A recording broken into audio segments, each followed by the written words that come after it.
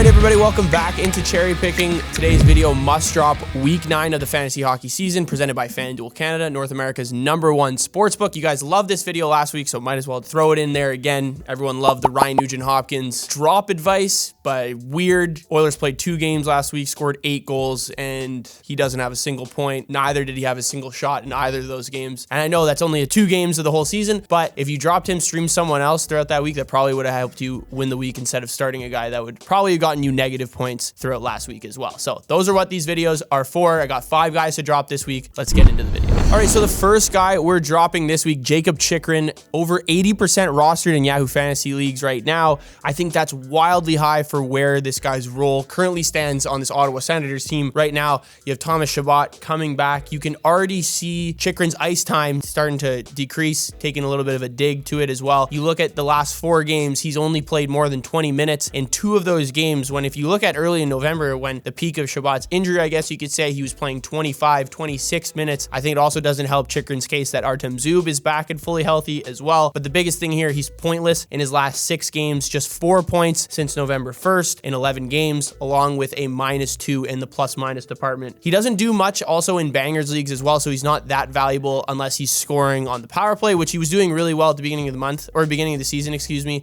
especially in October with his 6 power play points on the season so far. But even more recently as well, his shots just haven't really been hitting the net, or he hasn't been shooting as much as we saw at the beginning of the season too. I think with Chabot back, it'll be very hard for him to recreate another month where he had 4 goals, 4 assists, an 8-point month, which he did do in October, considering as well his shooting percentage, 10.5%. That's wildly high for Chycrun. The last 3 seasons, if you look at his numbers, he's generally around that 6% number. So if he's shooting less and his shooting percentage is also just way higher than it usually is, I don't think he's really in any sort of state to be someone you're adding. I think he's more obviously in that category where you're dropping someone. So I'd take Jakob Chycrun off your fantasy hockey roster and drop him. All right, so one goalie we're going to be dropping this week is Jonas Johansson on the Tampa Bay Lightning. Less than 40% rostered, but still at that 38% mark right now in Yahoo Fantasy Hockey Leagues, excuse me. If you look now with Vasilevsky back, his production and just value as a fantasy hockey goaltender goes pretty much to 0 in my opinion. He wasn't fantastic recently in the month of November before Vasilevsky is back and fully healthy. And now that Vasilevsky is healthy, you're going to see him take, I would say, 80% of the starts for the rest of the season as well. I think they are very careful to make sure they brought Vasilevsky back when he was fully healthy and ready to go. If you look at their last 5 games, Vasilevsky started 4 of those 5 games, and he hasn't even played particularly well. So obviously John Cooper is going to continue to go with Vasilevsky, rather his backup. And I was talking about how Johansson's numbers in the month of November, and just recently since his hot start in October, because he certainly was playing a lot better at the start of this season. But if you look at his last 8 starts, 7 of those games he's allowed 3 or more goals. 4 of those he's allowed 4 or more goals against as well. So obviously not stats you want to see as a fantasy hockey owner of Jonas Johansson. Also doesn't help him very much that this Tampa Bay team defensively just hasn't been very good for the last year, even 2 years. So that also even makes me question Vasilevsky's fantasy hockey value, if he'll be as good as we've seen in years past. So you can definitely drop Jonas Johansson. Now a guy who started the season, was one of the top goaltenders in goals saved above expected,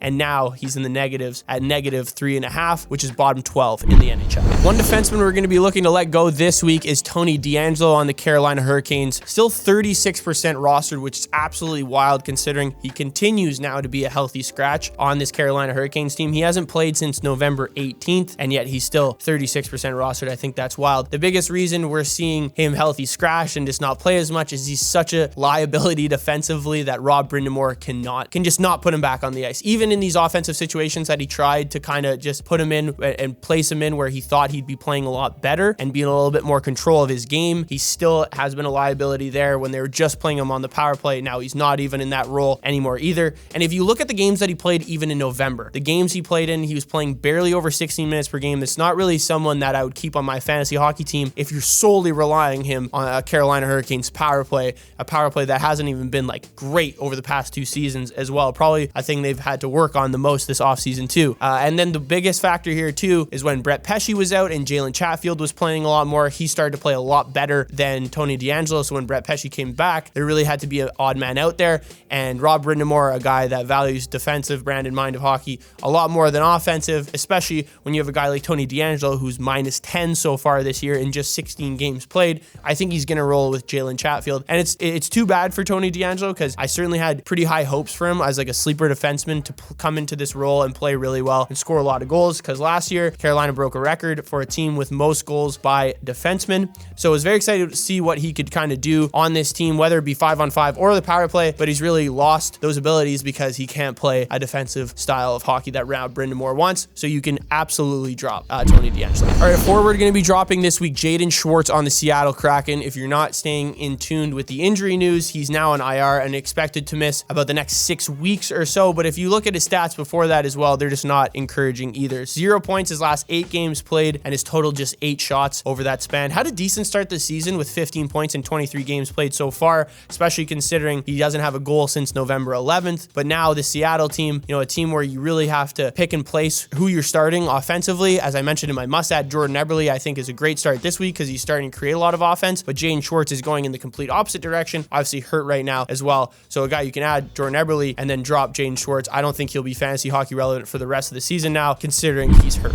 All right, so one of the more interesting drops on the week is Logan Cooley, obviously a rookie on the Arizona Coyotes, 25% rostered right now, and this drop really depends on what type of league you're in. I'll say this right off the top. If you're in a dynasty league, obviously you don't want to be dropping a guy like Logan Cooley. It's obviously a good thing to have as many young superstars as you can have. I just don't think Logan Cooley is there yet to be a fantasy hockey player that you want to keep on your roster at this point of the season. If you're in a keeper league where you're keeping 2 to 3 guys a year, I still don't think you have to think about keeping Logan Cooley at that point. I think you could still drop him. He's going to finish outside the top 100 in terms of fantasy hockey skaters. So there's way more players that you can trust and value when it comes to fantasy hockey stats as well. So just looking at Cooley's numbers over the last 2.5 weeks or so, he's 278th in expected goals for. So just really not creating a ton of offense. This Arizona team, very streaky. They work off a very high shooting percentage when it comes to their offense. So you're not really looking for volume, and Logan Cooley has certainly not created volume when it comes to the offensive side this week or recently. If you look at the month of November, over the last 3 weeks, only 3 high danger scoring chances created there. He's rocking a pretty low shooting percentage. I will give him that at 6%, but he's still only 36 shots on goal, so it's not like that's a huge total either. His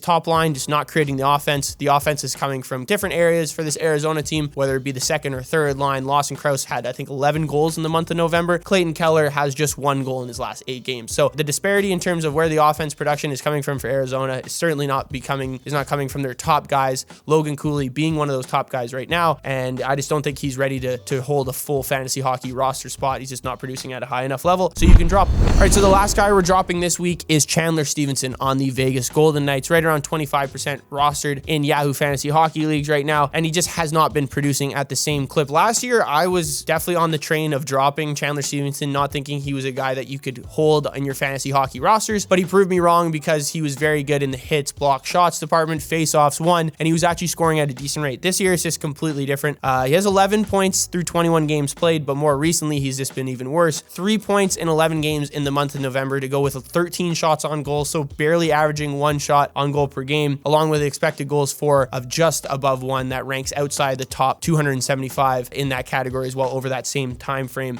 0 points his last 8 games played. You just can't be rostering a guy who's not scoring any points. This Vegas team has struggled to score recently. We saw some guys at the beginning of the season like William Karlsson start really hot and then start to cool down. I think it goes for this entire Vegas offense. Chandler Stephenson being one of those guys as well. And if you look at his ranks among the team this year, 11th in expected goals for and high danger chances created. He's on pace for another 600 face-off win season. These are some of the things that saved him last year when you're looking at his fantasy hockey relevance, but everywhere else in terms of hits, block shots, and even shots on goal, we're looking at close to career lows here, like just 23 shots on goal in 21 games played so far this year. Last year, he had almost 80 hits and 60 block shots. This season, he's on pace for 40 hits and less than 35 block shots. So just a completely different brand of hockey we're seeing from Chandler Stephenson this year, which makes him not fantasy hockey relevant, which means you can drop him with confidence. All right, thank you guys for tuning in to this week's Must Drop. Let me know what you thought of these players in the comments. Be sure to like and subscribe. Download that FanDuel Canada app. There's a ton of hockey to bet on this week, and I'll see you guys in the next video for the Fantasy Hockey Mailbag.